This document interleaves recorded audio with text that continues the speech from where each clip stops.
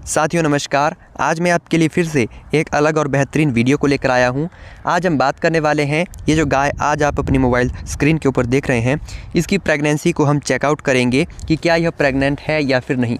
पूरा इस वीडियो में मैं आपको प्रैक्टिकली बताऊंगा इसके बारे में, कैसे प्रेगनेंसी को चेक कर सकते हैं, कितने महीने की प्रेगनेंसी को चेक किया गया, कैसे चेक किया गया, किस मेथड से चेक किया गया, किन किन बातों का हमें ध्यान देने की आवश्यकता होती है। A to Z पूरी जानकारी मैं आपको दूंगा। तो इसी तरह की प्रैक्टिकली वीडियोस देखने के लिए आप हमारे इस YouTube चैनल को लाइक, शेयर और सब्सक्राइब ज़रूर कीजिएगा। तो चलिए शुरू करते हैं। तो गाइज़, आज से लगभग 3 महीने पहले इस गाय की आर्टिफिशियल इंसेमिनेशन की गई थी और अभी ओनर का कहना है कि आप इसे चेक करें कि क्या यह गाभिन है या फिर नहीं। तो यहाँ पे ये 3 महीने इसको हो गए हैं। तो अब हम बात करते हैं कि 3 महीने में हमें क्या क्या फील होता है जब हम प्रेगनेंसी को डायग्नोस करने के लिए जाते हैं। तो यहाँ पर हम रेक्टल पैल्पेशन मेथड के माध्यम से इसकी प्रेगनेंसी को डायग्नोस करते हैं, जो कि गाय और भैंस में एक आम तरीका है प्रेगनेंसी को डायग्नोस करने का।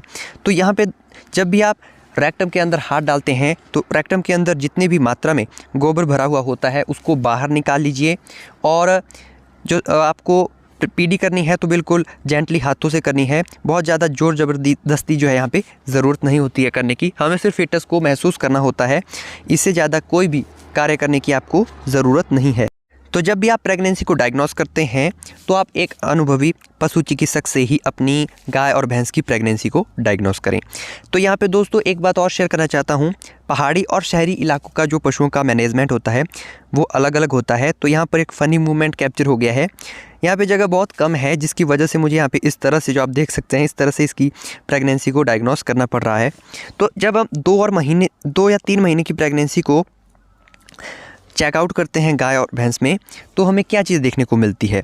तो जैसे ही आप सर्विक्स को पकड़ते हैं तो शुरुआती का जो पहला पॉइंट होता है सर्विक्स का, जो ऑस होता है, वो बिल्कुल आपको लगभग नॉर्मल साइज़ का देखने को मिलता है। लेकिन जैसे ही आप थोड़ा सा आगे की ओर सर्विक्स को पकड़ते हैं तो थोड़ी जो एनलार्जमेंट है वो आपको देखने को मिलती है। ये तब मिलती है जब आपका जो एनिमल है वो प्रेग्नेंट हो। उस कंडीशन की मैं बात कर रहा हूँ।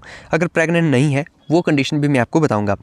तो धीरे धीरे जैसे आप आगे जाते हैं तो सर्विक्स की हल्की फैलावट आपको देखने को मिलती है। धीरे धीरे वो बढ़ती ही जाती है। और जब आप यूट्रस तक जाते हैं, हॉर्न्स को फील करते हैं, तो जिस भी हॉर्न में ओव्यूलेशन हुआ होगा लेफ़्ट राइट में, उसमें आपको एक फुटबॉल की आकृति के समान जो उभार होता है वो आपको वहाँ पे फील हो जाता है।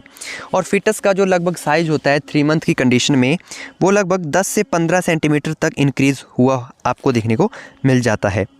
तो यूट्रस में जब फीटस का जो आकार होता है वो इंक्रीज़ हुआ होगा, तो ये जो फीटस होता है ये आपको पेल्विस कैविटी में मिल जाता है। 3 महीने की प्रेगनेंसी में जो फीटस होता है, जो हॉर्न्स वगैरह होते हैं, वो आपको पेल्विस रीजन में मिल जाते हैं।